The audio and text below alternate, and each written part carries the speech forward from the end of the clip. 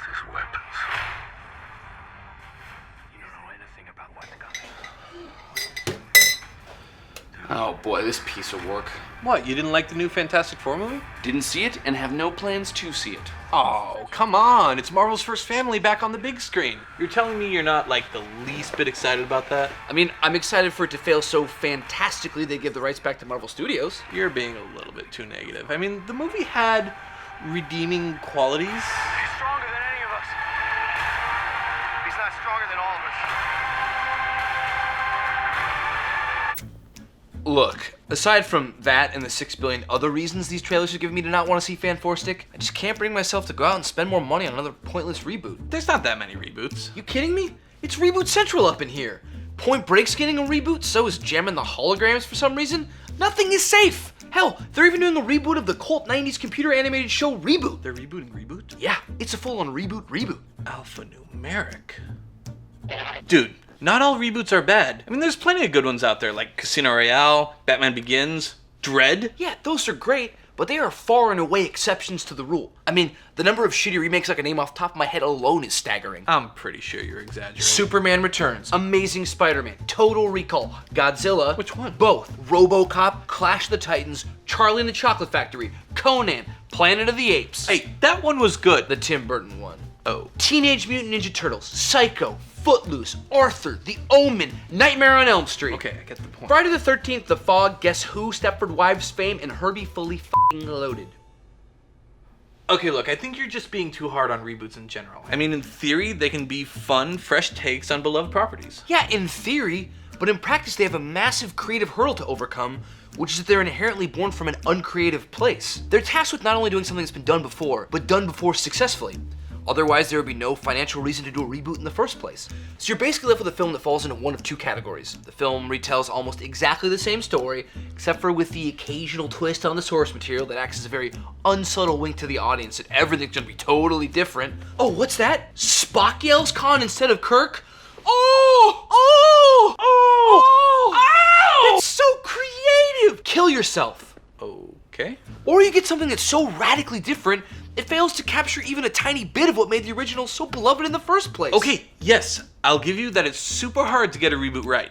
But when the stars eventually align, filmmakers can make gold. You can't tell me that the Dark Knight trilogy didn't blow your mind. Yeah, those movies were great.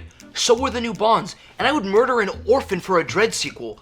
But just look at how much shit we had to sit through before they got those right. They dragged those franchises through the mud so hard for so long that the only new idea they could actually try was just to make a good movie. Well, if they're all so terrible, then why do they keep making them?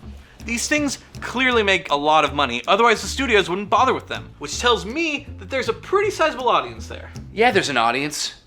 You, me, all of us. Because the movie studios know the best way to get people to fork over their hard-earned money is by milking their emotions for all they're worth. And there is no greater or more bountiful well of emotion in the human condition than the fatted calf that is nostalgia. See, these companies realize there comes a time in most people's lives, usually in their mid-20s, where their journey from innocence to awareness is completed, and they finally buckle under the crippling weight of a lifetime of regrets and failed dreams. At which point they begin to yearn for things they love from their past, from a time when they had their whole lives ahead of them, and anything was possible. When having a full Pokedex actually meant something. When the kid you had sleepovers with was gonna be your best friend forever. And when the real world didn't try every chance it got to just grind and tear away at you until you were little more than a hollowed out husk of the man you thought you'd be. So you go out and spend ungodly amounts of money on that movie, on that poster, on that figurine, on that thing. Just to feel, if only for the fleetingest of moments, a slight glimmer of your former innocence. Of actual happiness.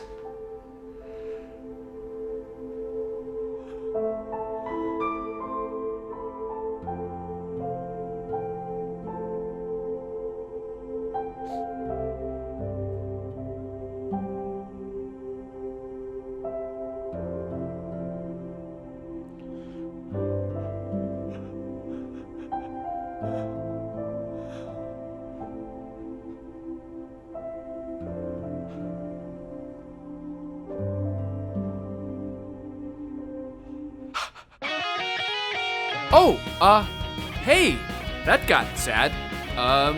Here's a picture of a cute little puppy. Oh, look at him. You're already forgetting everything you just saw. Also, while you're at it, why not click that subscribe button to keep up to date on all of our latest videos. And if you'd like to check out a funky Schmidt music video, click the video on the left. Or if you'd rather watch a funny sketch about the police in Grand Theft Auto, click the video on the right. Anywho, we're gonna go take a walk and think about things. So, warp sun out, or whatever.